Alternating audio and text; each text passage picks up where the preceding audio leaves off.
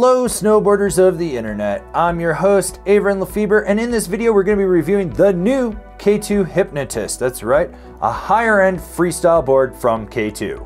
This board features good old-fashioned traditional camber. So from contact point to contact point you have that arc of traditional camber. That's going to give you all the load, pop, snap, and drive out of this snowboard. This board is available in 149, 152, 154 wide, 155, 157 wide, 158, 160 wide, 161. I rode this board at Copper Mountain on a sunny bluebird day. You had firm, fast snow in the shade. It was soft and just smooth in the sun. You had perfect corduroy, some chop, some chunder, little leftover pow if you knew where to find it, and every now and then you get a gust of wind. I rode it with my Rome Black Label bindings and my K2 Thraxis boots. Alright, so this board is a stiffer twin, and you have these tiny little sweet spots right before the upkick in the nose and the tail.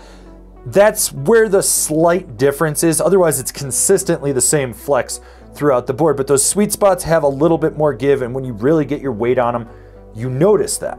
Now, torsionally, there is flex in this board, but it wants to snap right back to where it is, and you notice that. This means that it's reactive. Overall, the whole board is reactive. Now, when it comes to stability, it's smooth. I don't mean damp, it's smooth. Damp kind of implies that this might be a little lifeless. This is not lifeless. This is just smooth.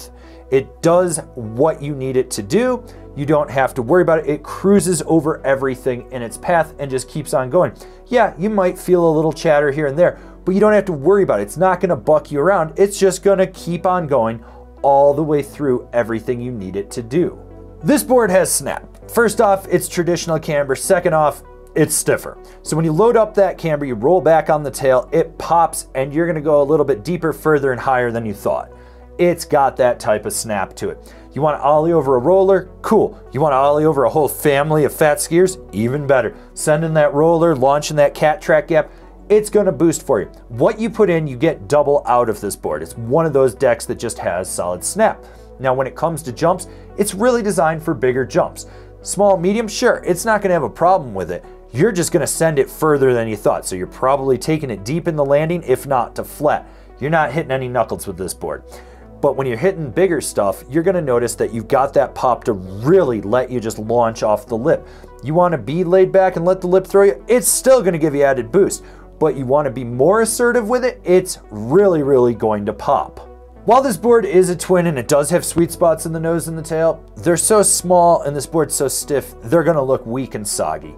You've gotta put all your weight outside your nose or on your tail to really get it to lock in, and even then you're muscling it, you're fighting it, and you're really pushing into it. That camber wants to set back down. So use a little speed, use a little bit more muscle than you think, kind of just over accentuate all your moves to get it to do what you need it to do. And when it comes to jibbing, this is really what I like to call a slope style board, which means high speed jibbing. You're coming in fast, you're doing very basic tricks, you're locking in a nose, a tail press, or a board slide with it, and that's it, and you're right off the feature. You're not coming in slow, you're not trying to play around, you're just coming in with pure raw speed, and you're gonna just press into it with everything you've got. It's one of those boards that it takes more effort. You're gonna notice that sweet spot in the nose and tail is smaller. You're gonna press a little bit harder. When you go sideways on a rail, it bends mainly due to the camber, so it's got this little hug to it, and then it just slides along. If you're really expecting it to clap around, it's not gonna happen, even if you try to disaster onto a feature. This board feels fluid and smooth with its edge-to-edge power transmission. You just notice that you're going from toe to heel back and forth with very minimal effort. It feels locked in when you're on edge, and it's those short, tight, quick carves to medium carves that you really notice how aggressive this thing can be. When you're trying to lay it over, it does have some limitations, but for a high-end twin park board, you can carve on it when you need to, and it just feels smooth and secure. You're locked in, you're setting up to hit that feature, you're zipping around that family of fat skiers that's in the way. You don't have to worry about it with this deck. Who's this board for? The high speed cruising, big jump popping, roller boosting freestyle guy. Someone that just wants a high-end, stiffer freestyle twin. So in my opinion, this type of board has been missing from the K2 lineup.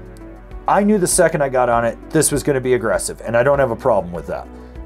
it gave me everything I wanted. It's got great snap from that camber profile. You can just boost off everything. It's got enough play that you can do some basic jibs if you need to. Great edge control for what it is. This board has been missing in the K2 lineup, and knowing that it's there now and that they have something that is just more assertive and will get the job done makes me happy. This thing is good for someone that wants more out of their board. Comparable boards: the Capita Outsiders, the Solomon Huck Knife Pro, the Nitro Beast. Binding recommendations: the K2 Edition, the Rome Cleaver, the Union Force. This has been my review of the K2 Hypnotist. Do you agree? Do you disagree? Do you own one? Are you going to buy one? Leave me a comment down below. Let's have a conversation about this snowboard. If you're new here, remember to subscribe, click the bell, get those notifications. That way you're not missing any of the videos we got coming out for all you snowboarders of the internet. And if you really like what we're doing over here and you want to support us further, swing on over to Angry Snowboarder VIP and become a member. Sure, I could tell you more here, but I got a video over there that explains it so much better. As always, I've been your host, Avran LeFeber, and I'll see you in another video.